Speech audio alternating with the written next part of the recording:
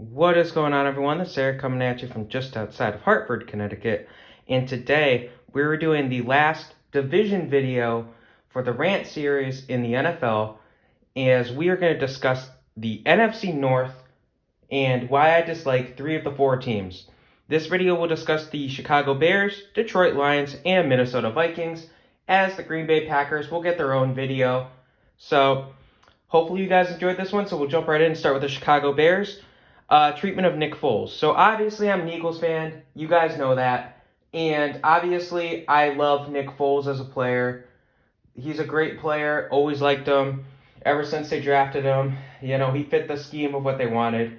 And in the 2020 offseason, the Bears did trade for Nick Foles. And the problem is Nick Foles is a system quarterback more than anything. And Chicago's system should work. Matt Nagy is, of course, an Andy Reid disciple, and he should at least have the understanding of how to work with Nick Foles. But the problem is they gave Mitchell Trubisky the starting job, and Trubisky did okay, and then they benched him in like week 3, week 4 for no reason for Foles.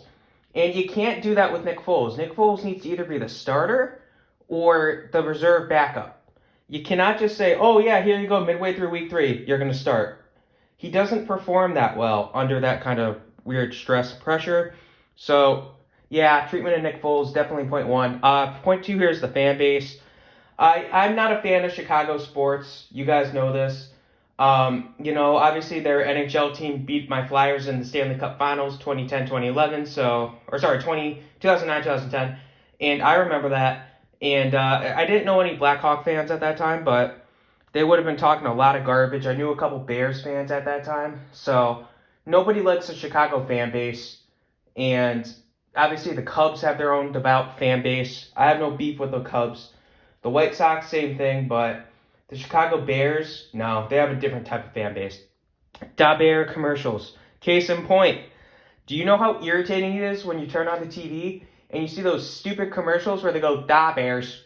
It's just really irritating to hear that every day when you were watching SportsCenter back in the day. It got really irritating really fast, and I couldn't tolerate it anymore. I got really sick of it. I'm very happy that they stopped doing them as much, and I no longer have cable anyway, so. Mike Ditka. Ditka is the most overrated coach in the history of the NFL. There is really no denying that. Let's talk about the Ricky Williams trade, but that was in New Orleans, so that's a different video entirely. So, yeah, Ditka he had one really good season, of course, the 85 season, but does he belong in the Hall of Fame? Maybe. He had one heck of a team, and you only got one ring out of him, so you be the judge. Double doink. Oh, sorry, guys, this is a rant video. I'm not supposed to say anything that's going to upset you, right? Oh, well, double doink. Double doink. Cody Parkey, former Eagle, double doinks it. No good. Eagles win. 2019 kicker tryouts after the double doink. Nagy got all pissed off because of the double doink. Cody Parkey goes and he interviews on TV, and he essentially cuts Parkey. And that's just petty right there. But my big problem is, why do you have 8 kickers on your team at once? You had 3 of them signed to contracts. It boggled my mind that they had 8 guys trying out for one role. And I don't know. Detroit Lions, Calvin Johnson. So I love Calvin Johnson. Back when I played backyard football in like the early 2010s, I had earned the nickname Megatron because I had good hands. I was catching most of the stuff people would throw to me. And so obviously, seeing Calvin Johnson's treatment, the way he was treated by Detroit, that led to his early retirement, just kind of really, it upset me more than anything, because I loved Calvin Johnson. Great player. He always dominated the Eagles, but that's fine. And I'll never forget the game where Calvin Johnson, against the Eagles in the Snow Bowl game, he ends up getting pushed into some snow for a tackle. He looks up and his face mask is coated with snow. That was one of the best moments, honestly, it's one of my favorite moments in NFL history. I loved it. Matt Patricia. So, as a New Englander, you'd think I'd like Patricia? No. If you don't like the Patriots, you didn't like Patricia. He was the epitome of Bill Belichick. Nobody liked Matt Patricia. If you weren't a Patriots fan, you hated the guy. And you couldn't really come up with a reason why, but he just had the attitude of like, I'm Belichick 2.0. And then he goes to Detroit and just completely screws over their team. So, yeah, I'm not going to get into his off-the-field problems. That's neither here nor there. City of Detroit. So, Detroit's bankrupt, to lack of a better word. Let's just say that, and we'll leave it at that. Detroit is not a city I'd want to play for if I was a kid getting drafted in the NFL. Curse of Bobby Lane. So, Bobby Lane's a very interesting story where essentially the Lions were defending champions. I think it was the 58 championship that they had won. And a couple games into the 59 season, or I guess the 58 season, whatever, they decided to trade him. He was their starting quarterback, and he goes and says, "You're never going to win for another 50 years. Well, he was right. It's been more than 50 years since Detroit's been relevant. That's for sure. They're one of 4 teams to never make a Super Bowl. So, Bobby Lane was right, but just how they treated Bobby Lane there, how they just straight up trade the guy for essentially a couple draft picks. The guy's a Hall of Famer. You don't do that. You don't just trade him because you want to. Lastly, we have the Minnesota Vikings. Skull chance. So, I understand Minnesota has a very heavy Scandinavian ancestry. And obviously, that's the whole thing with Vikings. And it is what it is. I mean, I'm not here to discuss whether the team named Vikings is racist or not.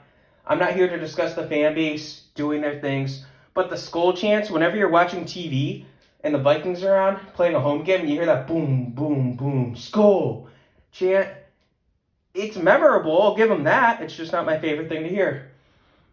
Fan base prior to the 2017-18 NFC Championship game. Obviously, they were playing the Eagles in the 18 Championship game because it was played in 2018. And that fan base was so cocky because the Eagles had obviously barely gotten past the Falcons. They had their miracle there against the Saints. So they were all like, okay, we're going to win. We're going to be the first team to ever play the Super Bowl in our home stadium. This is going to be amazing. This is our year. We're going to do this. And they would go there. They're all in Philadelphia. And they're trying to make it seem like they were the ones that took over the city. Didn't happen. Photoshopped images and everything like that. They would minimize the images as much as they could. And, let's just say Minnesota, your fans aren't there. Congratulations. You guys thought you were better than you were. You got trounced by the Eagles. You took an early lead. You took a 7-0 lead. I'll give you that. But 38 unanswered points proved you wrong. Brett Favre. So, as you know, I said it before, Green Bay is going to get its own video. Brett Favre will be a bullet point on that. This is end of career Brett Favre, though. And I'll never forget the 2009 championship game where he goes and he throws the pick against the Saints. And you guys know my opinion on the Saints. I don't like the Saints at all. So I was really rooting for the Vikings and Favre does that garbage. And let's not even forget the guys who they draft after him. Christian Ponder, what happened with him? Teddy Bridgewater? No.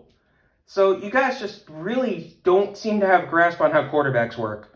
And the Favre pick was essentially that should have been your year. You should have made your 5th Super Bowl that year, and you didn't. Metrodome. So the Metrodome was the stadium for the Vikings before they moved to USA Bank, and it's the NFC North. You guys should be playing outdoors. Lambeau's outdoors. Why do you have to be in a dome?